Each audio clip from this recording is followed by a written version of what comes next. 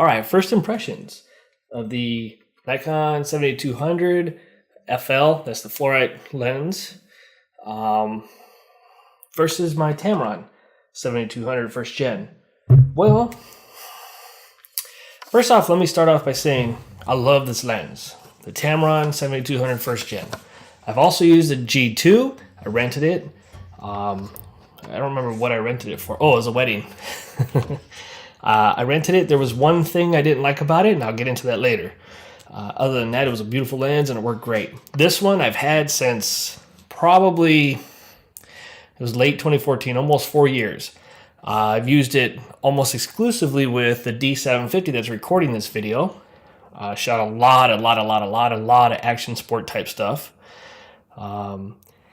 Probably have about 150,000 plus shutter actuations that's gone through this thing, or that my camera's gone through while this lens was on it.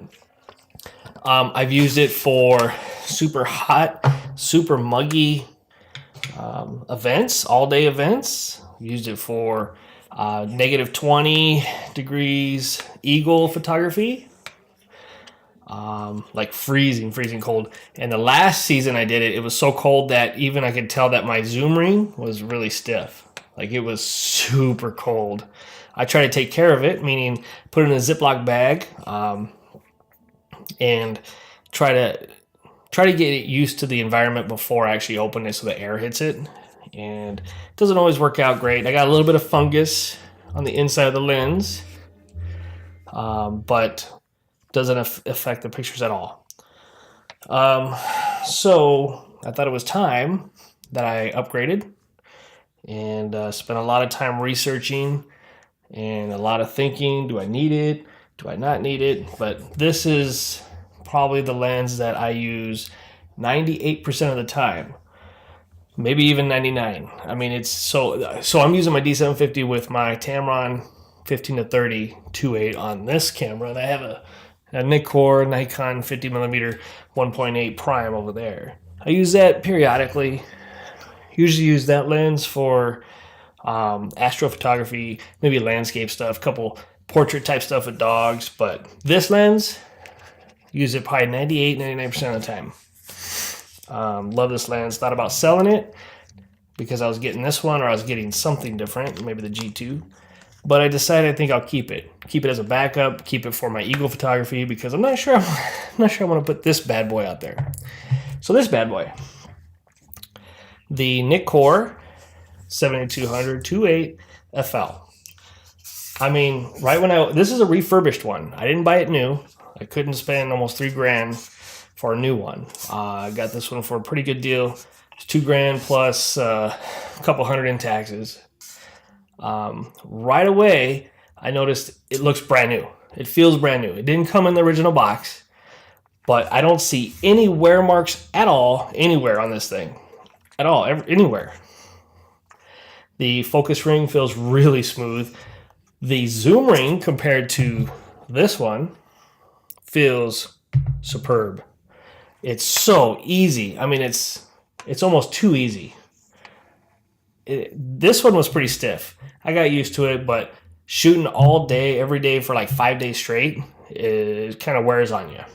But this one, there's not a lot of throw on it, and it just feels super solid. Again, I don't notice any flaws at all in this thing. The optics look perfect. I mean, I don't know. I feel like I got a great deal on this thing. I'm very happy with it. I haven't really used it yet. The only time I used it was doing a test shot of a ruler. I never had a problem with my Tamron. So let me make sure I let you guys know that I have no complaints whatsoever with this thing. I paid $1,500 new, and I'm so happy with it. So I have no problems with this, and I recommend this lens to a lot of people. A lot of people who are just getting into it, or are starting to advance a little bit more, and they need a 7200. I recommend this thing. I've never tried a Sigma, so I can't speak on that. But for the Tamron stuff, I love it. No problems. I felt it was time I upgraded. Now right away, this feels lighter. It feels lighter, maybe a little bit. It appears here, I'm going to set them down. I know you can only see the tops of them. The length of it is a little bit longer, but the lens hoods are shorter. So it kind of balances out. Just the collar design itself, the way how smooth this thing is just, it's just beautiful. So if I got this on a tripod or monopod or whatever I'm doing, I can just keep that loose a little bit, go to portrait versus landscape, and it's just a beautiful transition.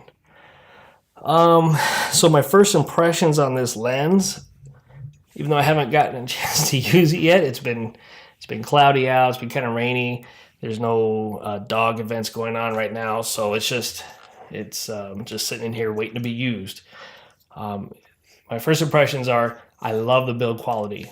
It just feels solid. It feels like it's gonna last. This one, great build quality too, but I have replaced the rubber here for the zoom ring. I've replaced this once, and it's due for it again. It's coming up.